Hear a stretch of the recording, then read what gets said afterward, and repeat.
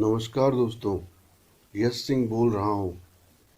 Video के शुरू होने से पहले मैं ये आपको बता दूँ कि मैं कोई न्यूज़ एंकर नहीं हूँ, इसलिए मैं उनकी स्टाइल में नहीं बोल सकता। तो कृपया अपने ऑडियो की स्पीड बढ़ाकर भी आप सुन सकते हैं, तो आपको शायद ज़्यादा बेहतर लगेगा। अब आते हैं अपने असल मुद्दे पर। आपने शायद यह गौर किया होगा कि जब से हिंडनबर्ग रिपोर्ट ने अडानी पर कई खुलासे किए हैं, तब से मोदी सरकार बिल्कुल खफा नजर आ रही थी और आज भी खफा नजर आ रही है। मैंने पिछले वीडियो में भी जिक्र किया था कि किस तरह मोदी सरकार नजरअंदाज कर रही है हर उस बात को जिससे अडानी की असलियत सामने आ रही हो या अडानी केस की जांच की मांग उठ रही हो। आप चाहे तो वो पिछले वीडियो को भी देख सकते हैं। लेकिन दोस्तों, हिंडनबर्ग कंपनी के बाद अब कई सारी विश्व की बड़ी कंपनियों ने अडानी को प्रूफ के साथ घेरा है, जैसे Forbes, Moody's, wall street journal, Washington post.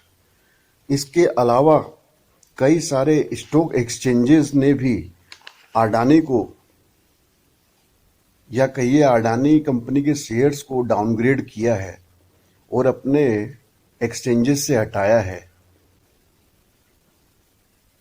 और तो और विश्व के जाने माने शेयर कारोबारी जॉर्ज सोरोस ने तो यह तक कहकर इशारा कर डाला कि मोदी सरकार की पूरी मिली भगत है अडानी के साथ, जिसकी वजह से भारत के लाखों करोड़ों रुपए डूब रहे हैं।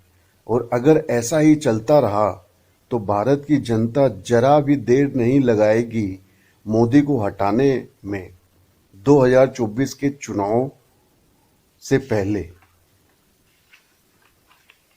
अब इस बात से भाजपा के लोग इस तरह खफा हो गए हैं कि अब वो ये कहने लग गए कि विश्व के सारे लोग भारत के पीछे पड़ गए हैं।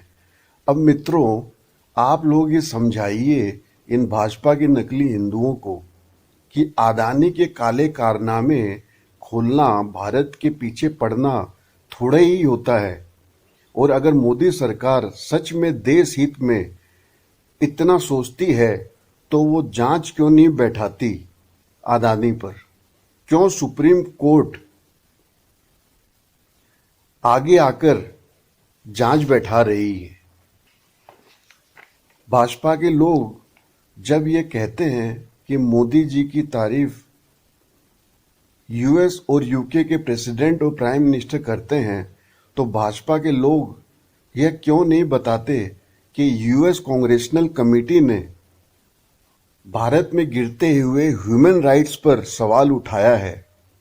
भाजपा के लोग अगर इतने देशभक्त हैं तो वो मोदी जी से इस्तीफा क्यों नहीं मांगते नोटबंदी पर?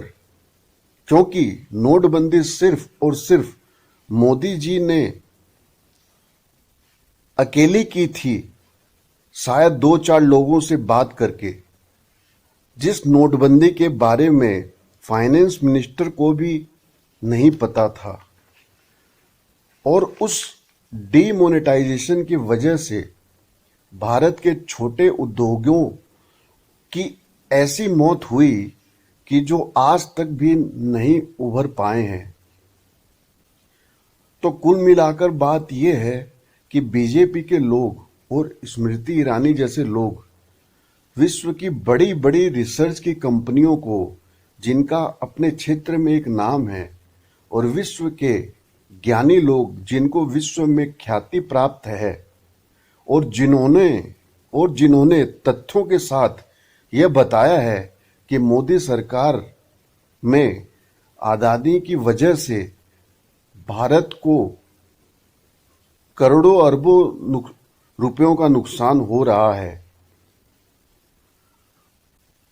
और उन कंपनियों और लोगों को ही गलत पेश कर रहे हैं ये भाजपा के लोग, जो इन गलतियों को उजागर कर रही है मोदी सरकार की।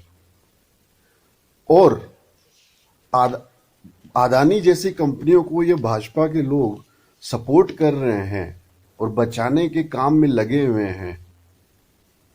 तो आप ही बताइए दोस्तों, क्या लोग देश के इतने मूर्ख हैं कि जिन्हें ये बात समझ नहीं आ रही कि ये भाजपा के नकली हिंदू कर क्या रहे हैं?